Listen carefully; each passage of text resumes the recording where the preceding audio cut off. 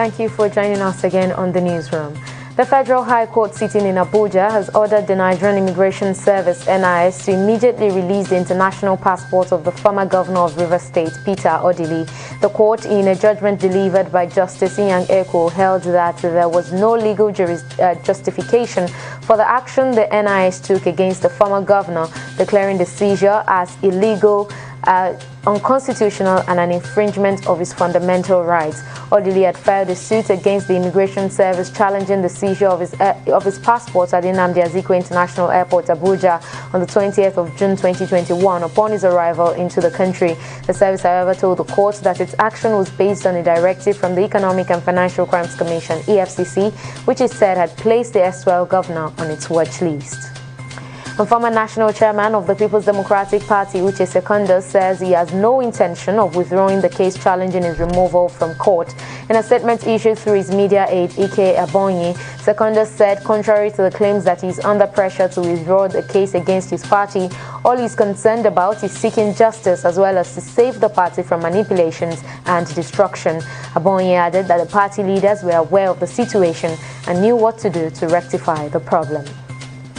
The Lagos State Police Command has made a U-turn on its earlier decision, warning against any gathering or organization of protests in commemoration of the first anniversary of last year's #EndSARS protest in the state. The State Commissioner of Police, Hakeem Odumosu, while describing protest as a right citizens are entitled to, however, said the protest will only be allowed on the condition that there will be no road closure or infringement on other people's rights. Odumosu added that the State Police Command would be ready to protect protesters. The European Union says it has exported over 1 billion doses of COVID-19 vaccines in the past 10 months.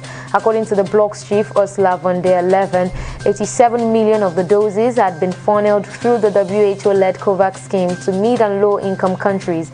She further noted that apart from the export orders paid for by other countries for COVID-19 vaccine doses manufactured in the EU, the bloc would donate at least 500 million doses in coming months to the most vulnerable countries.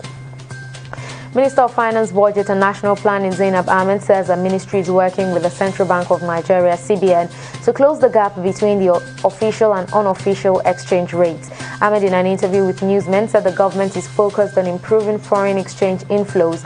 She said that with the Dangote refinery set to begin operation in 2022, the country would be able to save about 30% of its current foreign exchange expenditure on imports and earn foreign cash through petroleum product sales to neighboring countries. And at least 22 people have been killed, with 5 others missing after heavy rain triggered floods and landslides in southern India. Torrential rain has battered the coastal state of Kerala since Friday, causing rivers to swell and flooding roads that left vehicles submerged in muddy waters, with some houses reduced to rubble. Since Saturday, rescue efforts had continued, with the Indian Army, Navy and Air Force assisting. Also, the National Disaster Response Force has deployed 11 teams across south and central parts of Kerala. And in sports, Sokoto has beat Crew Niger 31-12 to arrange a last date with Lagos within the male handball event at the ongoing nationwide youth video games in Ilorin, Kwara State.